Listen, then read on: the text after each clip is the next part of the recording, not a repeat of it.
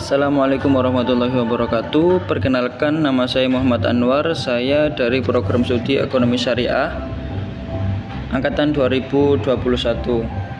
Di sini saya menjelaskan tentang linear programming yang nomor 1, yakni linear mengacu pada sesuatu yang berbentuk garis lurus atau memiliki hubungan proporsional dalam pemrograman.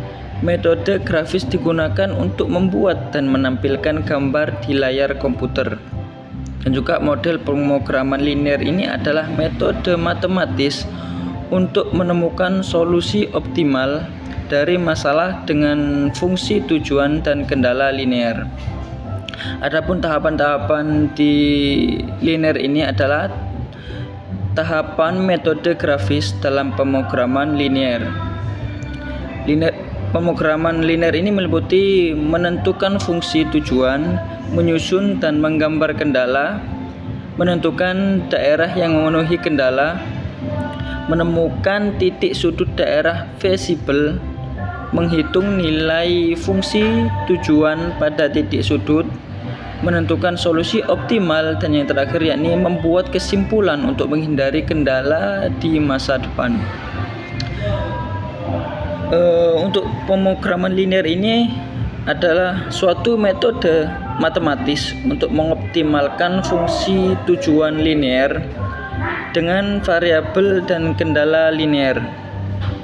Metode simplex yang digunakan untuk masalah dengan banyak variabel dan kendala. Adapun tahapan-tahapan dalam pengerjaannya.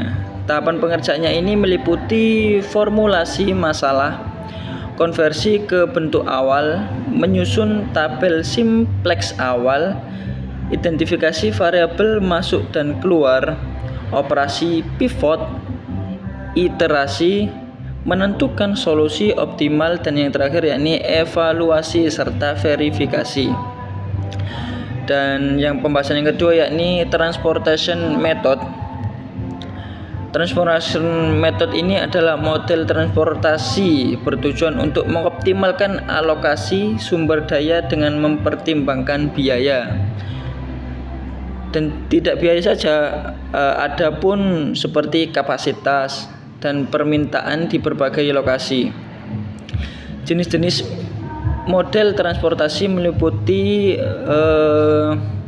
model transportasi standar, model biaya variabel, model dengan permintaan dan kapasitas fleksibel, model dengan pengiriman terpisah, dan yang terakhir yakni model multi-tuju.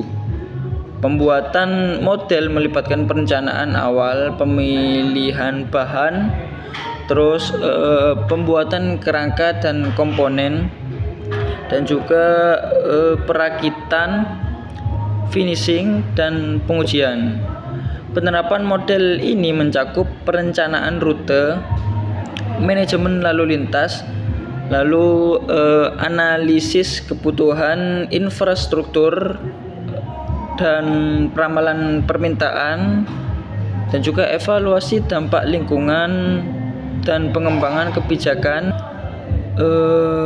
Yang ketiga yakni pembahasan tentang regression forecasting. Model regresi linear ini digunakan untuk memprediksi nilai variabel dependent berdasarkan variabel independen dengan menggunakan garis lurus. Adapun jenis-jenisnya yakni jenis-jenis model regresi linear ini meliputi regresi linear sederhana, berganda, polinomial, terikat, regularisasi, dan robust.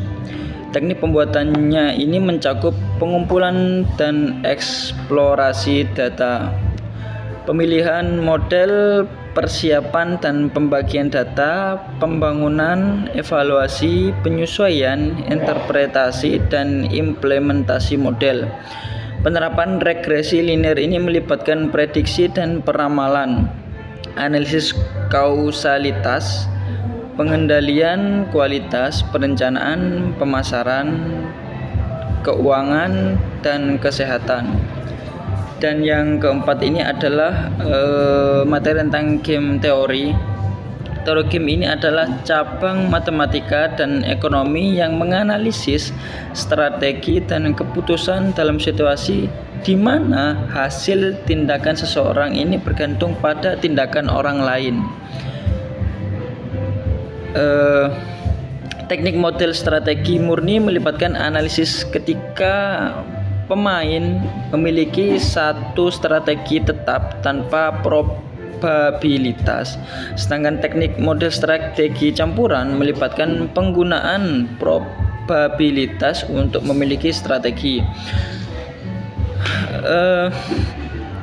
Pemilihan strategi ini berguna saat tidak ada strategi murni yang jelas lebih baik.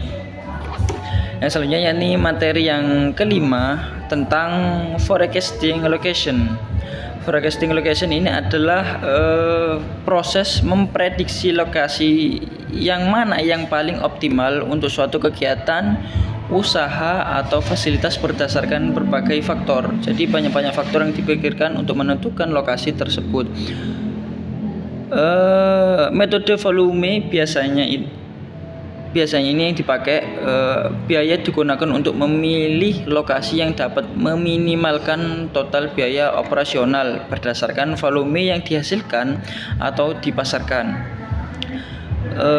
Selanjutnya yakni metode grid adalah teknik untuk menentukan lokasi yang optimal dengan menggunakan pendekatan visualisasi dalam bentuk grid atau peta. Metode transportasi adalah teknik optimasi yang digunakan untuk menentukan distribusi barang dari beberapa atau berbagai sumber ke beberapa tujuan dengan biaya transportasi paling rendah. Dan yang keenam ini adalah materi tentang pengertian Hungarian method. Hungarian method ini adalah algoritma matematika yang digunakan untuk menyelesaikan masalah penugasan dengan cara optimal.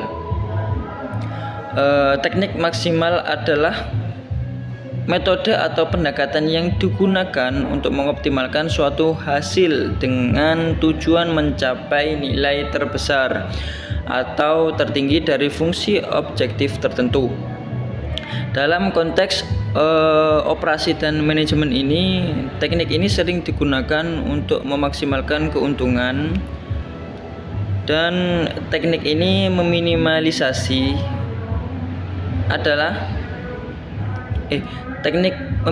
ini adalah metode atau pendekatan yang digunakan untuk mengoptimalkan suatu hasil dengan tujuan mencapai nilai terkecil atau terendah dari fungsi objektif tertentu. Jadi teknik ini banyak diterapkan dalam berbagai masalah operasional seperti pengurangan biaya. Dan yang ketujuh yakni pengertian network analysis forecasting. Jadi network analysis forecasting adalah metode analisis yang digunakan untuk memprediksi atau memperkirakan perkembangan suatu proyek atau sistem yang kompleks dengan menggunakan model jaringan. Biasa disebut dengan teknik EFT, Early Finish Time. Ini adalah pendekatan dalam manajemen proyek yang digunakan untuk menghitung waktu paling awal sebuah aktivitas atau tugas dapat diselesaikan. Teknik LFT ini, Late Finish Time ini adalah metode dalam manajemen proyek yang digunakan untuk menghitung waktu. Biasanya itu paling lambat sebuah aktivitas atau tugas dapat diselesaikan tanpa menunda proyek secara keseluruhan. Dan dampak lingkungan, pengembangan kebijakan, dan optimalisasi sistem transportasi. Dan yang kesembilan yakni materi tentang pengertian analis queuing theory. Forecasting adalah metode yang digunakan untuk memprediksi dan menganalisis perilaku antrian dalam berbagai sistem. Seperti sistem pelayanan pelanggan, jaringan telekomunikasi, dan manajemen inventaris. Beberapa model queuing teori forecasting ini meliputi model M garis miring. Yang pertama, mengasumsikan tugas server, tingkat kedatangan, dan tingkat pelayanan mengikuti distribusi Poisson. Model M garis miring C ini mengasumsikan lebih dari satu server dengan tingkat kedatangan dan pelayanan yang sama, seperti model M garis miring 1, model M garis miring G garis miring 1 mengasumsikan satu server dengan tingkat kedatangan yang mengikuti distribusi Poisson, tetapi waktu pelayanan mengikuti distribusi umum. Dan model G garing C mengasumsikan beberapa server dengan distribusi kedatangan dan pelayanan yang umum tidak mengikuti distribusi Poisson. Contoh penerapan model queuing teori forecasting dalam kasus nyata yaitu layanan pelanggan di bank. Bank ini biasanya menggunakan teori antrian untuk memprediksi jumlah teller yang dibutuhkan selama jam sibuk agar waktu tunggu pelanggan dapat diminimalkan. Dan langsung saja di materi yang terakhir ini adalah pengertian exponential smoothing. Exponential smoothing ini adalah metode peramalan yang digunakan untuk meramalkan data atau deret waktu, bisa disebut dengan time series. Ini adalah exponential smoothing, terdiri dari beberapa variasi masing-masing dan digunakan tergantung pada karakteristik data yang dianalisis. Simple exponential smoothing ini bisa disebut dengan SES atau Holtz exponential smoothing atau Holt-Winter exponential smoothing. Dan penerapan model exponential smoothing ini dengan bantuan berbasis software, yakni dengan menggunakan Microsoft Excel dan SPSS. Mungkin itu dari saya, tidak banyak yang bisa saya sampaikan, kurang lebihnya saya mohon maaf. Wassalamualaikum warahmatullahi wabarakatuh.